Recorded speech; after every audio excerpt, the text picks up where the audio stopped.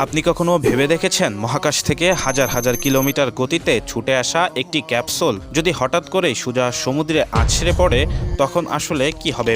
সম্প্রতি যুক্তরাষ্ট্রের ফ্লোরিডা থেকে যেই মহাকাশযানটি উড্ডয়ন করেছিল সেটি অবশেষে পৃথিবীতে ফিরে এসেছে আর অবতরণ করেছে প্রশান্ত মহাসাগরের পানিতে।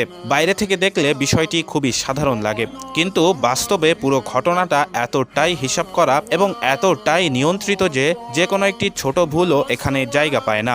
এখন ধরুন, যদি এই ক্যাপসুলটা ঠিকমতো ধীরে না নেমে সরাসরি আছড়ে পড়তো পানিতে, তাহলে কি হতো?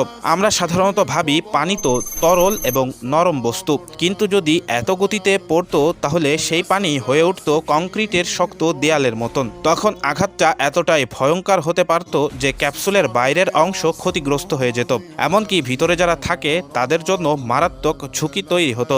এখানেই আসে সেই গুরুত্বপূর্ণ জিনিসটি, তথা প্যারাসুট। শেষ মুহূর্তে একটার পর একটা 3টি প্যারাসুট খুলে যায়। এগুলো আসলে ক্যাপসুলের গতিকে এমনভাবে কমায় যেন সেটি পানিতে এসে আছড়ে না পড়ে, ঠিক যেন আলতো করে নামানো হচ্ছে। আর যদি এই প্যারাসুটগুলো কোনো কারণে কাজ না করতো তাহলে পুরো ল্যান্ডিং হয়ে উঠতো এক ভয়ঙ্কর ঝুঁকির খেলা। আর একটি জিনিস হয়তো আপনি খেয়ালই করেননি, সেটি হলো এই ক্যাপসুলটা যখন মহাকাশ থেকে পৃথিবীর দিকে আসে তখন এর বাইরের তাপমাত্রা হাজার হাজার ডিগ্রি পর্যন্ত পৌঁছে যায়। ভাবুন তো, এত তাপ, কিন্তু তবুও ভেতরের সবকিছুই ঠিক থাকে, কারণ এর বাইরের দিকে থাকে বিশেষ ধরনের হিট শিল্ড, যেটা আস্তে আস্তে নিজেই ক্ষয় হতে থাকে আর তাপকে নিজের মধ্যেই আটকে রাখে, ঠিক যেন আগুনের ভিতর দিয়ে এসে আবার আগুনকেই হারিয়ে ফেলা। সবশেষে পুরো প্রক্রিয়াটা হয় একদমই নিখুঁত সমন্বয়ে।